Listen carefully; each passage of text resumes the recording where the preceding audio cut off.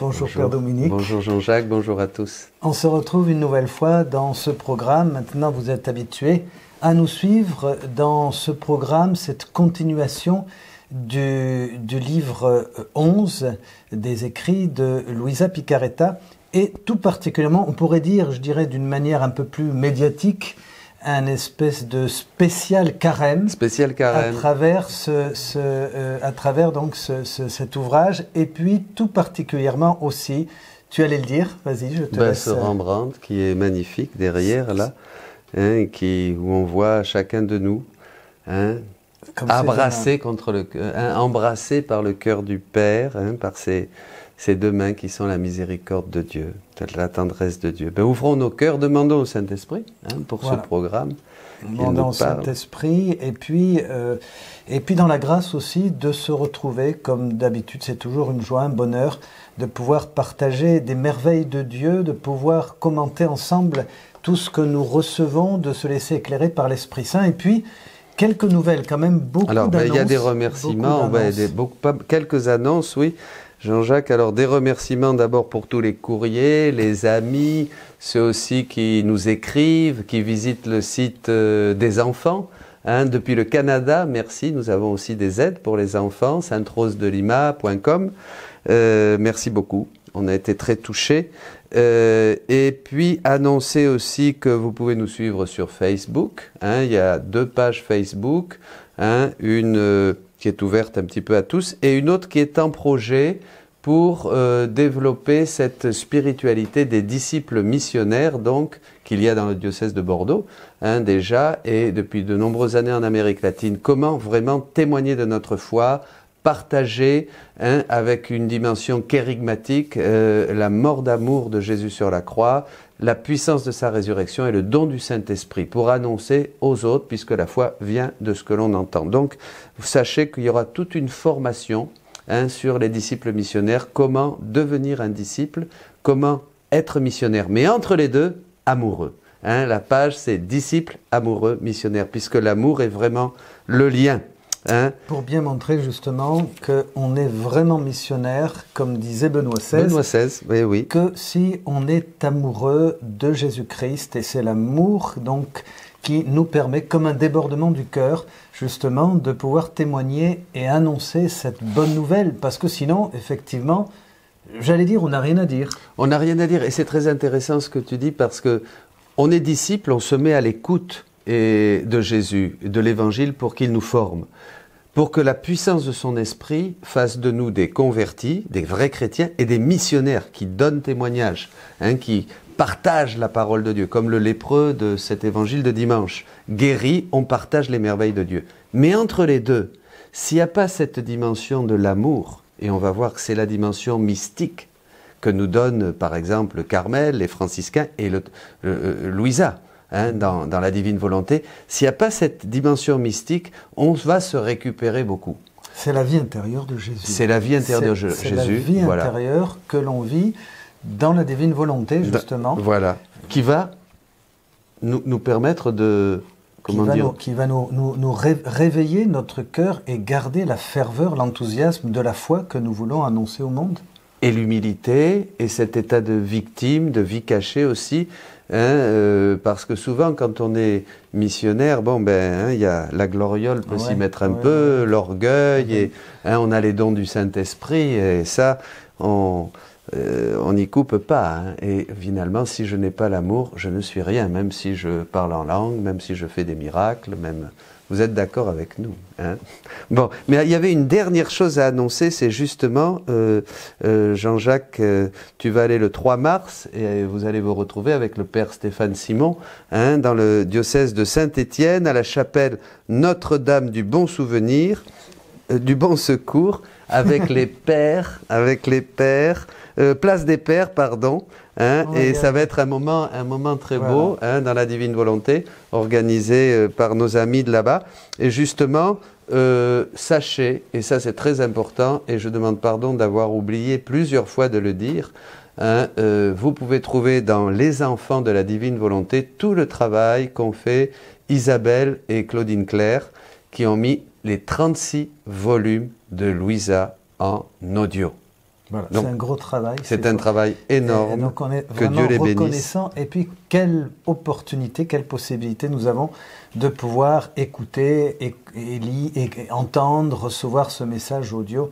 C'est extraordinaire pour avancer. Parfois, quand manque la possibilité de se pencher sur la lecture, et il y a toujours cette opportunité de l'audio qui vraiment permet de recevoir dans son cœur. Et je pense d'ailleurs à une parole du pape François qui, en 3 temps, justement un peu en préambule là, que la parole, on la reçoit par l'ouïe, elle descend dans le cœur et elle se prolonge dans nos actes. Je trouve que c'est une bonne image, justement, pour nous introduire. Elle commence par l'ouïe, elle descend dans le cœur. Dans le cœur. Et elle se prolonge dans nos actes, évidemment. Et si elle ne descend pas dans le cœur... Nous ne devenons pas parole de Dieu. Exactement. Et il n'y a pas de continuation de cette parole dans notre agir, dans notre manière d'être, etc. Bien, ben voilà, donc nous commençons. Nous commençons cette lecture. Nous en sommes au 15 mars 1912 de Père Dominique, c'est bien ça? Moi j'ai le 8 mars. Voilà, donc le 8 mars, moi j'étais déjà passé à la page suivante. Voilà, bon. 8 mars 1912. Alors, comment Jésus était victime durant sa vie cachée? Devenir une victime est équivalent d'un second baptême et même plus. Ce matin, le Père G s'offrait à notre Seigneur comme victime et je priais Jésus d'accepter cette offrande. Mon toujours aimable Jésus me dit « Ma fille, je l'accepte de grand cœur. Dis-lui que sa vie ne lui appartiendra plus, mais à moi, et qu'il sera victime comme je l'étais pendant ma vie cachée. Durant ma vie cachée, j'étais victime pour tout l'intérieur de l'homme en réparant pour ses mauvais désirs, pensées, tendances et affections. » Là, on rentre, on peut dire, Jean-Jacques, déjà, pour vivre notre carême dans la divine volonté, on rentre déjà dans la spiritualité du carême, hein, puisqu'il s'agit du cœur. Et on voit qu'en vivant le carême avec cette circoncision du cœur, hein, donc moi je pense tout de suite à Jérémie, hein, Jérémie chapitre 4, verset 4, voilà, circoncisez-vous pour Yahvé, ôtez le prépuce de votre cœur, gens de Juda et habitants de Jérusalem. Sinon, ma colère jaillira comme un feu, elle brûlera sans personne pour éteindre à cause de la méchanceté de vos actions. Hein. C'est le cœur. Hein. Il dit aussi, Jérémie dit aussi, c'est au chapitre 18, inutile, nous ne suivrons pas, dit le peuple rebelle, là, hein, nous ne suivrons pas nos propres plans, chacun agira selon l'obstination de son cœur mauvais. Donc il s'agit de changer le cœur. Tout à fait. Et de vivre le carême dans la divine volonté pour nous unir à cette vie cachée de Jésus, qui réparait les pensées, les tendances et les affections mauvaises de nos cœurs. Ouais, tout à fait, s'unir à la vie cachée de Jésus. Et bien précisé, comme on vient de le dire, il y a 2 mots importants qui parfois, je dirais, peuvent nous surprendre, nous blesser ou créer une incompréhension. D'abord, le mot victime. On retrouve ça, c'est un mot parfois impopulaire, difficile à accueillir. Il faut le resituer dans le contexte de la vie mystique, tu l'as dit, de l'offrande personnelle. Rappelez-vous ces paroles de saint Paul, je ne vis plus, c'est le Christ qui vit en moi. Oui. Donc déjà, ce rappel de cette vie ici, et c'est important, la parole dit, hein, sa vie ne lui appartient plus. Sa vie ne lui appartient plus. Et dans la vie chrétienne, d'une certaine manière, c'est vrai, notre vie appartient à Dieu. Et ce qui est extraordinaire, Dominique, moi qui m'a toujours énormément stimulé, enthousiasmé dans la découverte de la divine volonté, c'est que par notre vie, nous restituons à Dieu ce qui lui appartient. Donc notre vie est une liturgie, notre vie est un chant de louange, et nous rendons à Dieu tout ce que nous avons reçu, dons, grâces, belles choses, choses difficiles, tout ce que nous vivons chaque jour, chaque instant, nous restituons. Et la première chose que nous restituons, c'est notre être, notre vie, sa vie, comme dit Jésus ici, sa vie ne lui appartient plus. Pourquoi? Parce qu'elle appartient d'abord à Dieu. Et alors, c'est la vie, Jean-Jacques, c'est la vie intérieure. Tu disais que cet état de victime, on comprend mal. Et tu faisais allusion à un texte, et il y en a un autre de Saint Paul qui dit par la miséricorde de Dieu, je vous demande, je vous exhorte à vous offrir vous-même en sacrifice vivant, saint, agréable à Dieu. C'est là le culte spirituel. Donc finalement, c'est ça, nous devenons un sacrifice vivant. Et c'est ce qu'a fait Jésus pendant les 30 premières années de sa vie. Donc là, dans la divine volonté, la note qui va un petit peu changer, qui est cette nouveauté pour nous, c'est que je ne vais pas vivre mon carême en essayant de faire des efforts, des jeûnes, mais je vais le faire dans la divine volonté, c'est-à-dire avec Jésus, en Jésus, qui a été le premier sacrifice vivant, en m'unissant à sa vie cachée. Oui, alors, en réparant avec lui. Ça n'empêche pas l'effort personnel, l'expérience de la prière. On en reviendra, se plonger. On en parlerait tout à l'heure justement des activités que l'on peut avoir et qui parfois nous font perdre de vue l'essentiel de nous unir au cœur de Jésus. Mais tout ce que nous faisons, c'est vrai, l'effort de la prière, le jeûne, l'aumône, les 3 grands piliers de la vie du carême. La spiritualité du carême, oui.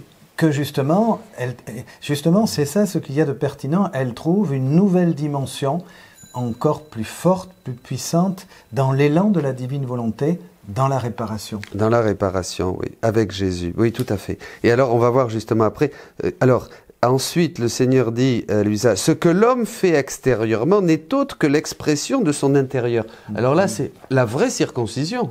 Parce que souvent, on pourrait avoir des attitudes extérieures très de carême, charismal, je ne sais pas comment on dirait, mais en fait, ça ne correspond pas avec un cœur vraiment qui se laisse purifier. Oui. Je pense à une parole de Jésus dans l'évangile de Matthieu, où il dit sa bouche, ils m'honorent de leur bouche, mais leur cœur est loin de moi. Leur cœur est loin de moi. Et de mémoire comme ça, il me semble que Jésus parle à Louisa et évoque justement ce passage.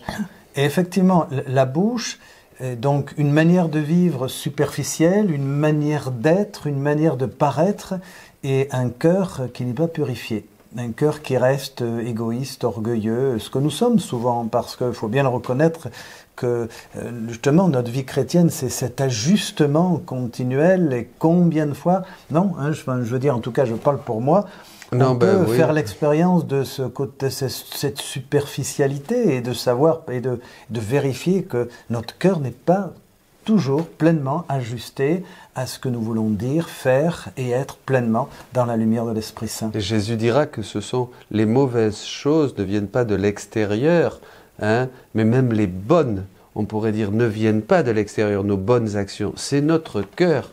C'est du cœur de l'homme que sortent justement, dit Jésus, les mauvaises actions, les mauvaises pensées, les diffamations, le péché. Donc c'est le cœur qu'il faut purifier. Et ça me fait penser à cet évangile de dimanche, il faut commencer par crier. Il faut commencer par crier comme le lépreux. Comme le lépreux. Et là, on toucherait impur. Tant qu'il y aura cette tâche, dit le livre. Tant qu'il y aura cette tâche, on sera tout ébouriffé et les habits en lambeaux. Donc voilà. Et c'est ce qui nous coûte. C'est la prière. Tu disais tout à l'heure l'humilité. C'est vraiment ce qui nous coûte, parce que ça touche notre amour-propre, notre orgueil. Qui osera aujourd'hui, alors c'est une métaphore, mais crier et le reconnaître impur. Je suis impur. S'avancer devant Jésus aux yeux des autres, puisque le lépreux, il était tellement perclus de plaies qu'il n'avait plus honte de lui-même. Voilà. On a quand même cette barrière, c'est vrai ça, cette barrière de la honte, du regard de l'autre, du respect humain, que, il me semble, nous n'avons pas toujours cette liberté de reconnaître ce que nous sommes. Oui. Alors là, il y a quelque chose aussi d'important de ce que tu dis, c'est qu'on a l'impression que on va être cette impureté. On pourrait penser que cette impureté, c'est telle ou telle chose, mais en fait, c'est une impureté de l'amour. C'est-à-dire que la vraie impureté, parce que souvent on ne comprend pas, et même moi, à un moment j'ai compris plus cela, je n'aime pas Dieu avec un cœur pur, et donc je n'aime pas aussi mon prochain avec un cœur pur, bien sûr. Pourquoi ? Parce que je dois être purifié de l'amour propre, de la volonté propre. Et on touchait ça le dimanche dernier, j'en ai parlé à l'homélie. Saint Augustin dit « L'amour de moi-même jusqu'à la haine de Dieu, je m'aime tellement que je hais Dieu, ou je me hais moi-même dans le sens de l'Évangile pour vraiment aimer Dieu. » Donc la divine volonté ne peut habiter que si je me vide de moi-même. Ma vie ne m'appartient plus. Enfin, je reprends ce passage. Dit lui que sa vie ne lui appartient pas. Et je pense que là, on est au cœur justement du message.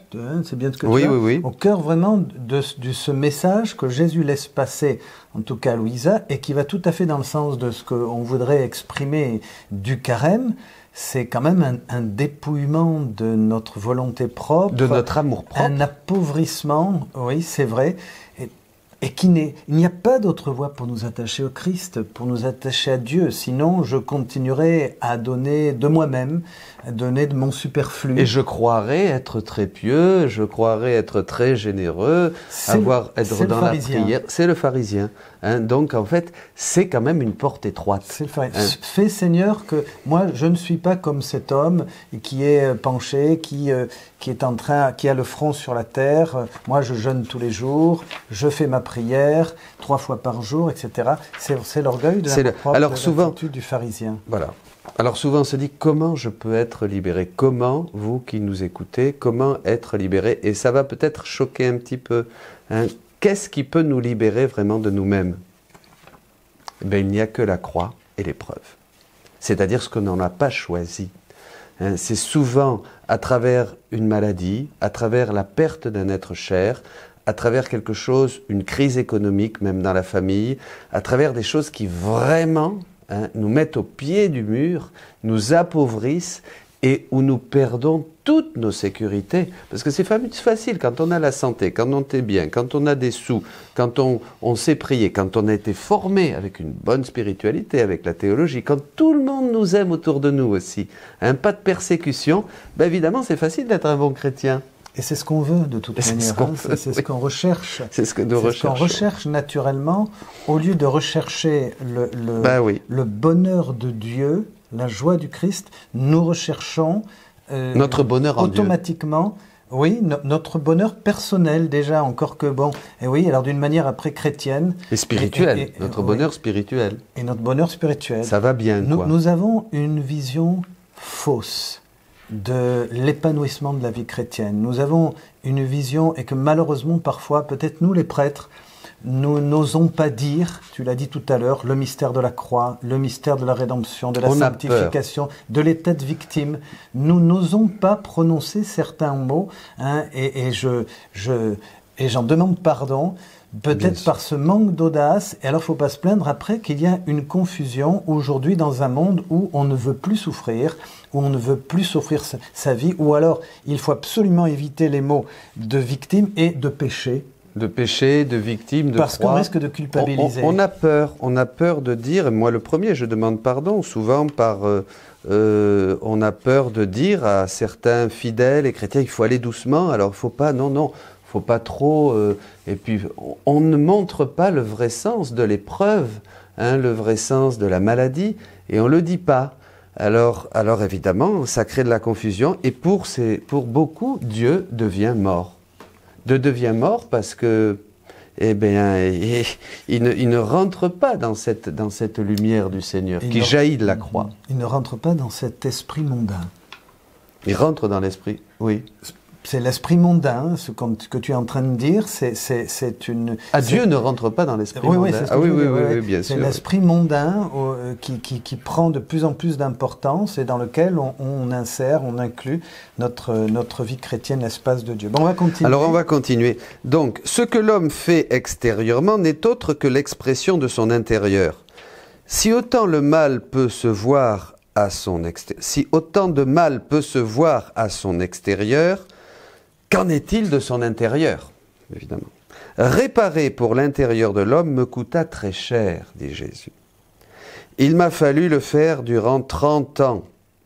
Mes pensées, mes battements de cœur, mes respirations et mes désirs étaient toujours rattachés aux pensées, aux battements de cœur, aux respirations et aux désirs de l'homme afin de faire réparation pour ses actes répréhensibles et de les sanctifier. Alors là, il faut préciser. C'est admirable. Oui, là, il faut préciser.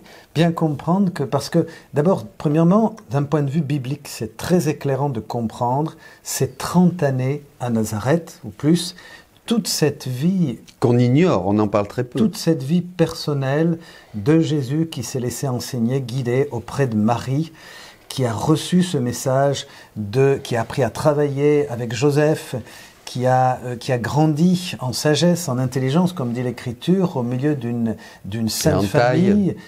Il a appris des autres dans cette vie. Qu'est-ce qu'il a fait justement en reprenant, et plusieurs fois dans les écrits de Louisa, on retrouve ce passage où il précise « je revivais, je reprenais » tous les traits, tous les aspects de la nature humaine, la manière de vivre, de parler, de respirer, de penser. Il refaisait tous nos actes.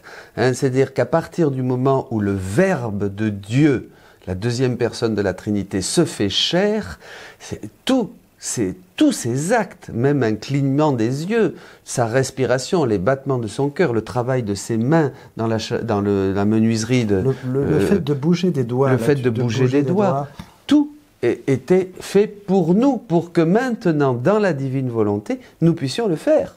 Il y a même une prière, on dit que tous les mouvements de mes doigts soient autant d'actes d'amour pour toi, Seigneur. C'est merveilleux. Que tous les battements de mon cœur, que tous les clignements de mes yeux. C'est pour ça que l'élan de la divine volonté nous met immédiatement en communion avec Jésus. C'est Jésus qui agit. Hein, souviens-toi je ne sais plus si c'est dans le livre 12 ou 13, où Jésus lui dit « Je veux que tu penses avec ma tête, que tu regardes avec mes yeux, que tu parles avec ma bouche, que tu écoutes avec mes oreilles. » Oui, exactement. Parce que, et on comprend que parce que nos yeux sont déjà les yeux de Jésus. Notre intelligence n'est qu'une participation à l'intelligence de Jésus. Si nous voyons cette beauté de la création, déjà toute la création a été faite par le Verbe. C'est un don de Dieu où il nous crie qu'il nous aime, hein, comme dira Jésus à Louisa. Mais nous, si nous pouvons voir avec nos yeux, c'est parce que déjà la divine volonté est dans les yeux. Nous fait voir. La divine volonté est aussi dans notre respiration, Jean-Jacques. Puis c'est le Dieu qui respire à travers nous. La vie. Souvent, on comprend mal la divine volonté parce que c'est tellement le basique, l'essentiel, le vital de ce que nous sommes. Nous n'existons que par la divine volonté. L'élan de Dieu est dans tout ce que nous vivons, dans tout ce que nous faisons, dans tout ce que nous pensons. Oui, c'est le courant, c'est l'énergie qu'on fait revenir. C'est absolument extraordinaire. Et c'est tout l'Évangile. C'est toute la bonne nouvelle. Pour reprendre ce thème, cet élan personnel, c'est tout le kérigme, c'est toute la bonne nouvelle que nous l'annonçons parce que nous en vivons. Nous annonçons la joie du règne de Dieu parce qu'il habite notre regard, nos pensées, nos paroles. Nous annonçons l'amour débordant du cœur de Dieu parce que le fait d'être unis au Christ nous remplit de cet amour continuellement. Parce que prendre conscience que je bouge mes doigts, c'est Jésus qui bouge, que mon regard, c'est lui qui voit, nous remplit de ce même amour. C'est magnifique. Tout ce que nous faisons nous associe à cette miséricorde de Jésus qui est inépuisable. Finalement, le mystère de la rédemption, dans le Verbe qui se fait chair, qui nous sauve par la croix et la résurrection, est un accomplissement, d'ailleurs Jésus dit tout est accompli, qui nous permet de rentrer dans la divine volonté. C'est-à-dire nous prenons conscience que par le mystère de la rédemption, par Jésus qui naît dans le sein de Marie, qui grandit, qui prêche, qui meurt sur la croix et qui ressuscite, que absolument tout notre être est orienté vers Dieu et peut devenir une bonne nouvelle en revenant vers Dieu. Voilà. Alléluia. Bon, alléluia. Alors, je le choisis en parlant du Père, je le choisis comme victime associée à cet aspect de ma vie cachée. Et je veux que tout son intérieur soit uni à moi.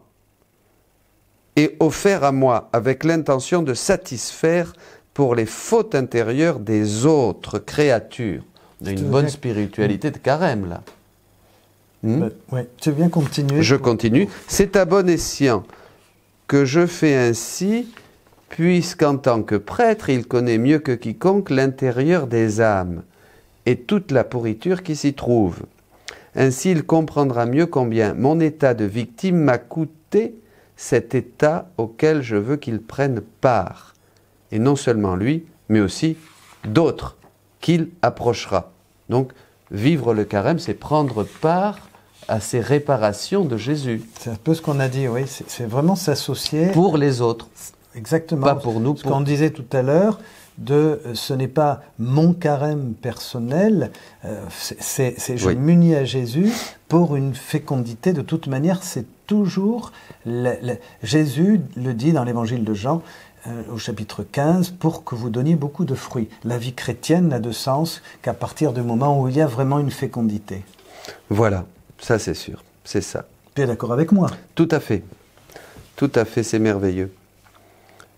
Ma fille, dis-lui la grande grâce que je lui donne, et à chacun de vous, on peut terminer peut-être presque avec ça, que je lui donne en l'acceptant comme victime, car devenir victime équivaut à recevoir un second baptême,